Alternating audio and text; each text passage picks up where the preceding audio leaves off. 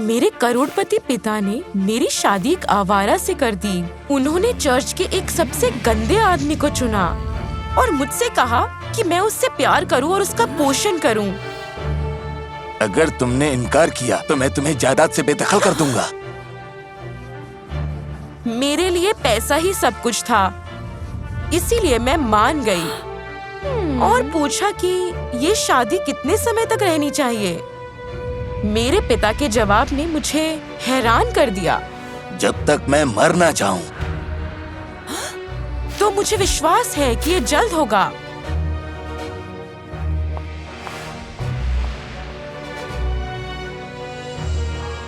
शादी के तुरंत बाद मैंने उस आवारा के साथ रिश्ता बनाने की सोची। क्या मेरे पिता ने पैसे दिए हैं?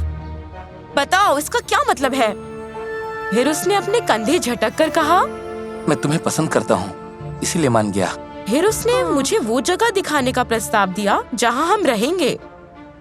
मेरा क्रेडिट कार्ड बंद हो चुका था, तो मुझे उसके साथ जाना पड़ा। मुझे उस समय हैरानी हुई जब माइक मुझे एक पुराने ट्रेलर पर ले गया।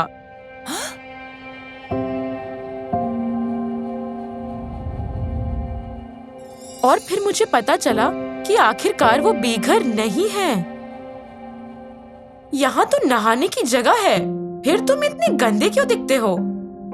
माइक ने बताया कि वो बतौर सफाई कर्मचारी काफी मेहनत करता है और उसे नहाने का बिल्कुल समय नहीं मिल पाता है।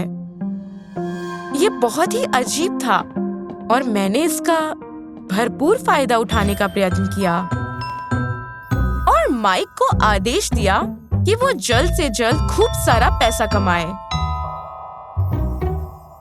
ताकि वो मेरे लिए होटल का अच्छा कमरा किराए पर ले सके। वो मान गया।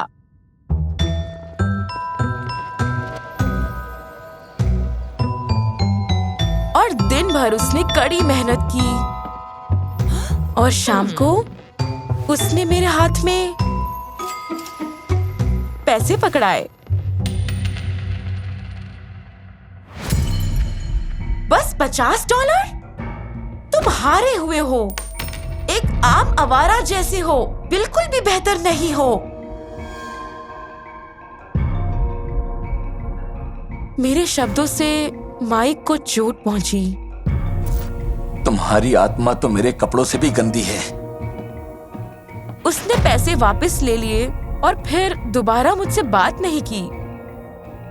तब जाकर इन मामलों को मुझे अपने हाथ में लेना पड़ा।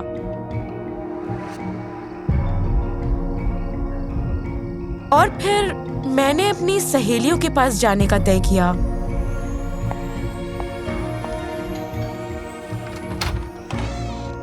कुछ पैसा उधार लेने के लिए।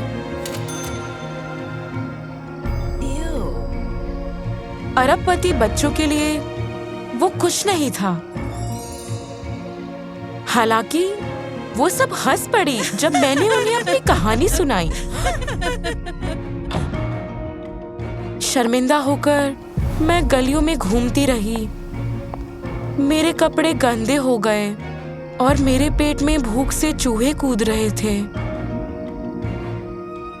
मैंने खुद को ही नहीं पहचाना जब मैंने शीशे में खुद को देखा। अचानक मुझे एक कमाल का विचार आया। मैंने अपने कपड़े फाड़े और भी ज्यादा गंदी हो गई। और फिर मैं अपने पिता के पास चली गई ताकि मेरे पिता मुझ पर तरस खाएं। वो अनुबंध तोड़ दें और मुझे मेरे असीमित क्रेडिट कार्ड को वापस कर दें। मैं उन पर अपने उदास आंखों का इस्तेमाल करने को तैयार थी, पर तभी मुझे वहां बिकाऊ की तख्ती दिखी मिली, वो भी दरवाजे के सामने। साथ ही कर्ज न चुकाने के कारण बैंक ने दरवाजे को सील कर दिया था। वहां कोई भी वसीयत नहीं थी। मेरे दिवालिया पिता ने मुझे छोड़ दिया था। मैं बहुत दुखी थी और नहीं जानती थी कि कहां जाऊं। तो मेरे पाँव मुझे माइक की तरफ वापस ले गए।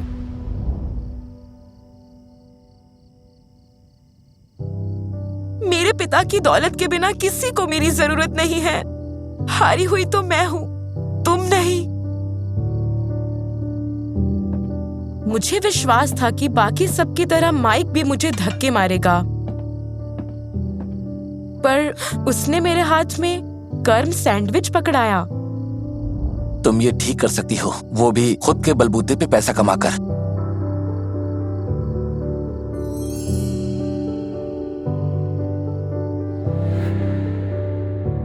मुझे पता चला कि माइक अनाथ था और वो सड़कों पर पला बड़ा था। जब से वो बच्चा था तभी से वो सफाई के कामकाज में उलझा हुआ था और उसने उस ट्रेलर को खरीदने के लायक काफी पैसे भी कमाए थे। हर काम का सम्मान करना चाहिए। किसी और की कमाई पर जीना तो ज्यादा शर्मनाक होता है। माइक की कहानियों से मुझे इतनी प्रेरणा मिली कि मैंने उससे कहा कि वो नौकरी ढूंढने में मेरी मदद करे।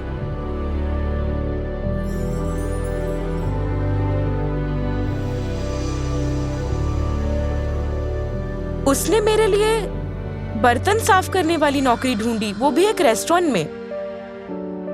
मुझे उन सभी जूठी प्लेटों से घिन आती थी।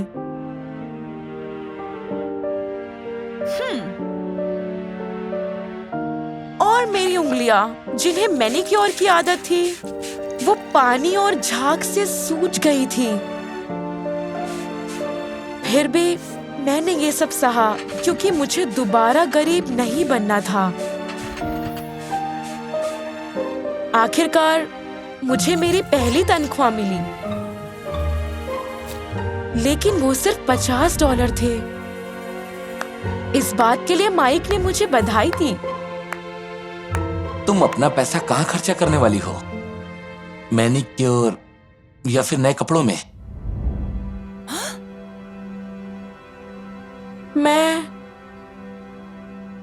मैं इस पैसे को अपने पिता को देना चाहती हूँ, उनका धन्यवाद करने के लिए।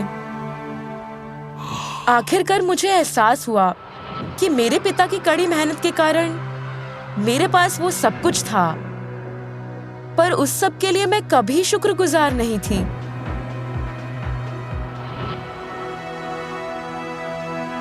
तब माइक ने मुझे चौंका दिया।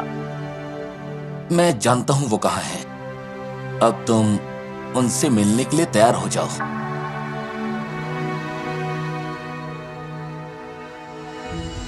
मुझे लगा कि वो शायद कर्जदारों से छुपकर कहीं बैठे हैं, पर वो तो अस्पताल में थे।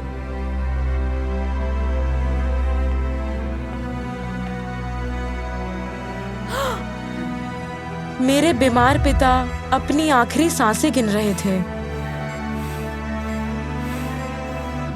तब मुझे अपने चर्च में कहे हुए वो शब्द याद आए। मैं अपने घुटनों पर गिर गई और उनसे माफी मांगी।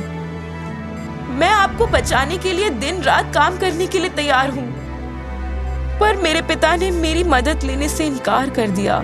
इसकी जरूरत नहीं है, तुम्हारा पति सबका पैसा चुका देगा। अचानक माइक वहां आया और मैं उसे बिल्कुल भी नहीं पहचान पाई। वो उस अस्पताल का मालिक था और मेरे पिता का दोस्त भी। और अंत में मेरे पिता ने सारा पैसा इलाज पर खर्च कर दिया, पर कुछ फर्क नहीं पड़ा। तब उन्होंने माइक से बेघर होने का नाटक करने को कहा, मुझे सिखाने के लिए कि पैसों के बिना कैसे जिया जाता है। बेटी, मैं करोड़पति था, पर संसार की सबसे मूल्यवान चीज मेरे पास नहीं थी, और वो था तुम्हारा प्यार और तुम्हारा सहारा। मैं बहुत शुक्रगुजार थी क्योंकि इस सबक ने जिंदगी भर के लिए मेरी आंखें खोल दी थीं। फिर भी मुझे ये बिल्कुल समझ नहीं आया कि इस सब के लिए माइक क्यों तैयार हो गया। तुम्हें पता है मैं झूठ नहीं बोलता, मैं सच में तुम्हें पसंद करता हूँ। उसके बचपन में सड़कों पर पलने वाली कहानी भी बिल्कुल सच थी, और वो ट्रेलर ही उसका सबसे पहला घर था। माइक पिछले कई सालों तक सफाई कर्मचारी ही रहा और अपने कमाए हुए पैसों से उसने चिकित्सा विद्यालय का खर्च उठाया। माइक को पत्नी चाहिए थी जो कि सिर्फ और सिर्फ उससे प्यार करे, ना कि उसकी दौलत से। दुर्भाग्य से मेरे पिता का इलाज मुमकिन नहीं था। हालांकि उनके अंतिम दिनों में मैंने उन्हें वो दिया जिसका उन्होंने पूरी जिंदगी सपना देखा था, पर इतनी दौलत होने के बावजूद भी वो ये सब नहीं खरीद सके। आप दौलत से अमीर हो सकते हो, पर समृद्ध होने के लिए आपको वो सभी चीजें चाहिए जो पैसा बिल्कुल नहीं खरीद सकता।